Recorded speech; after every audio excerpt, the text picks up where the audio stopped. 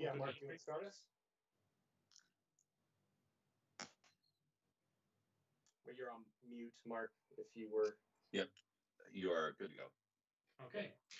This is the September 23rd, 2020 hearing for LU 2020-05 SUB Riverside at Cedar Creek subdivision.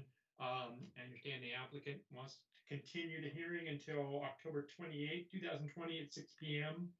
To address an engineering memo and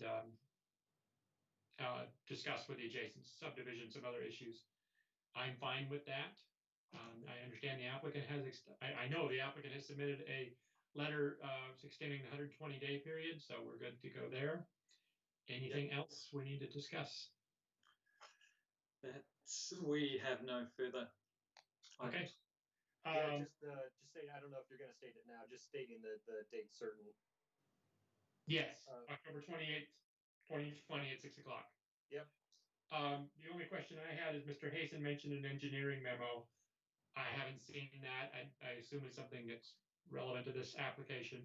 And will there be a new staff report, or is it going to depend on what happens in the interim? I think there will be a new staff report. Okay. Yeah, so the engineering comments were revised, and those will be incorporated into the staff report. And so I will plan to have, the revised staff report and comments issued prior to the next continued hearing. Okay. Hopefully a week ahead of time. I think hopefully we can do that. And then actually just one clarification. Now we had discussed the after the continued hearing, leaving the record open, and we talked about, I think it was 111.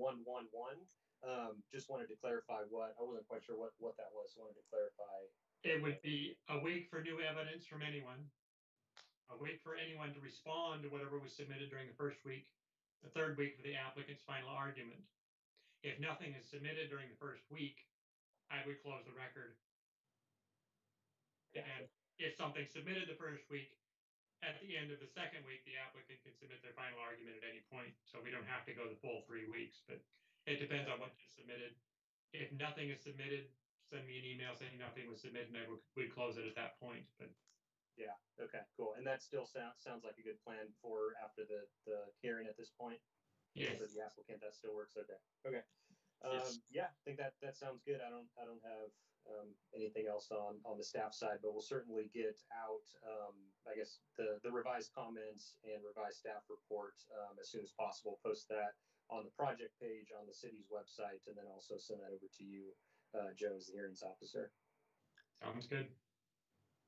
And if I could just go ahead, say yes, one please. thing, just to clarify. So something, as I alluded to in my letter, something has come up with the adjoining subdivision.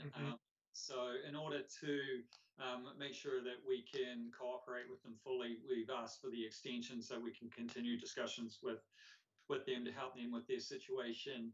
I did mention the memo as well, just because because we were going with the continuance, we haven't fully vetted it, so I just wanted, or fully reviewed it, so I just wanted to make note of the fact that we may come back with comments on that. I don't know that we have any, but I just wanted to, since I was mentioning one issue, I thought I should cover the other as well. So appreciate that.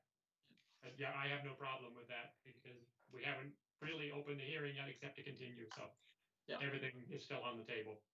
But with that, I'll go ahead and close the hearing. I will continue this matter to October 28, 2020 at 6 p.m. We will reconvene online again at that date and time.